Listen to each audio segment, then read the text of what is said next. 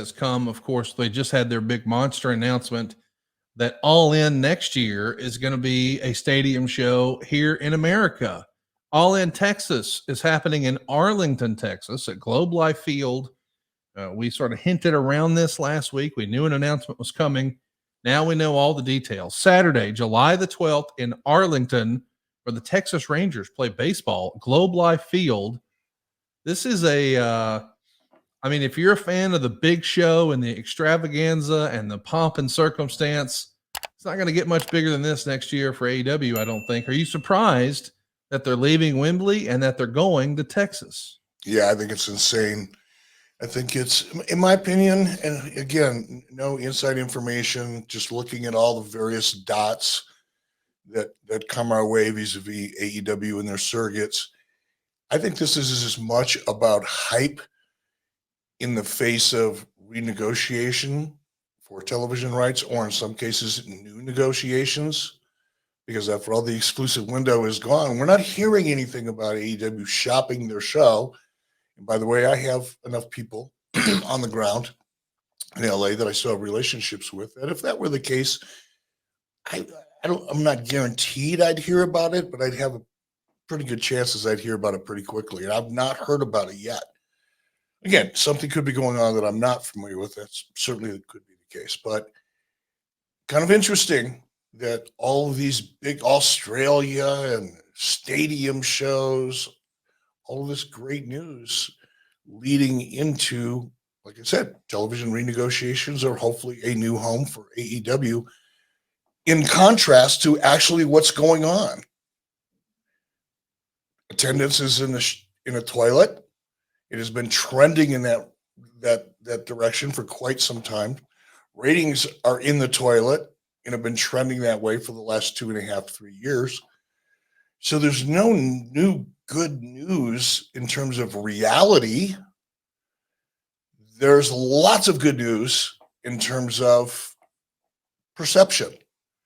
So we'll just see if perception does in fact become reality, or if it's just a lot of DixieCon hype. Oh my God, Eric!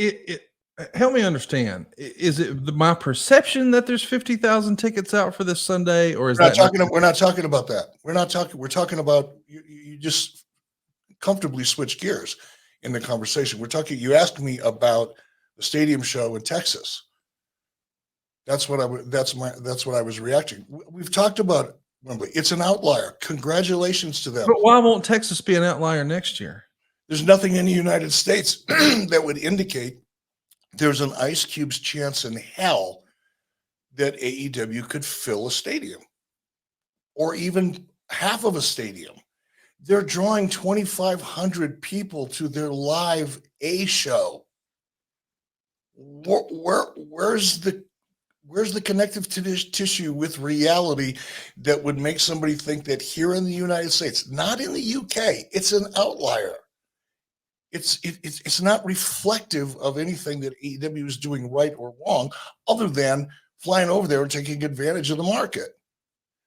Here in the States, where Texas Stadium is, they can't draw flies if they roll their talent in horse shit. So where's the logic?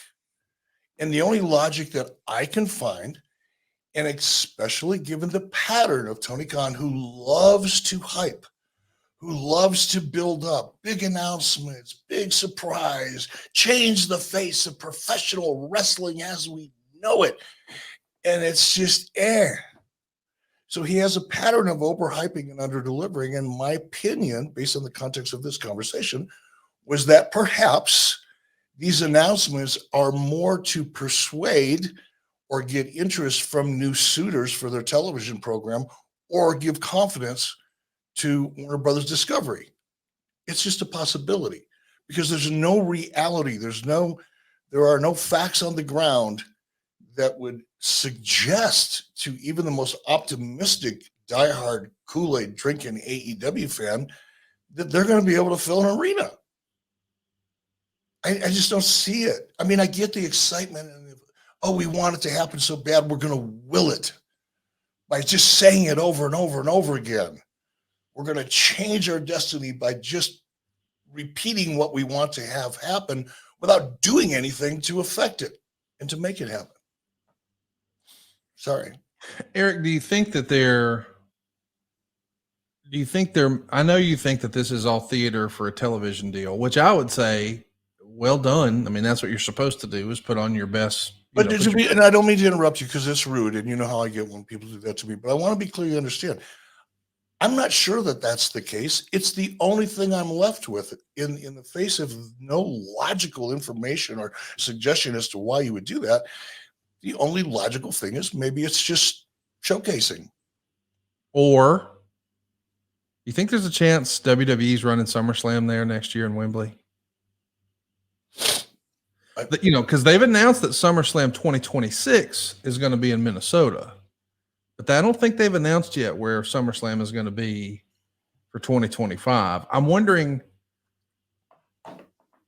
do you think that maybe is the strategy, that AEW could move up and they would happen before SummerSlam, move out of the arena, bring it back more stateside? I think there's a lot of maneuvering behind the scenes, but I, for one, am excited about it because, and I know you're saying, oh, they can't draw and blah, blah, blah, but they just did 50,000 seats this weekend. And we're on at the same time saying, oh, well, their ratings are in the toilet here. Like 6 or 7 times more people watch the program here than they do over there. I think that you're going to have a lot of fly-in travel from all over the world. I know more than 24 fans personally who are going to this show in the UK this weekend. I'm going to be watching here, but I know a lot of folks who are going. And I think that they'll have that sort of same fly-in from all over the world for Texas. I'm not going to say they're going to sell 50,000 tickets, but I think they'll sell 30,000 tickets next year in Arlington. Yeah, I don't want to make a prediction because I'm not in the business any longer, but I think it's going to be a disaster. My prediction, just based on what's currently happening, unless something changes. And it's funny, I just posted a long post on Twix X just a few moments before the show started that kind of ties into this. Something has to change because so much focus, especially amongst the AEW fan base. I'll let it go at that. The ones that are most aggressive on social media, not all of them, for sure. But what I'm hearing and reading, it's like, oh, AEW has so many great storylines. Dave Meltzer himself, wrote a while back, the problem with AEW is they have too many storylines. You just can't really focus on one. And it's like, what apparently AEW, Tony Khan and AEW and the talent and a lot of the staff and clearly some of the most vocal social media fans think that what they see in AEW is a story. It's boy meets girl, boy gets girl, boy loses girl, boy gets girl back. That's a story too. It's just not compelling. It's not interesting. You can make that story interesting, like, I don't know, Shakespeare did, and have a classic, but that story in and of itself isn't, boy meets girl, is not really a story. It's a premise. It's a foundation for one. And you have to build on it.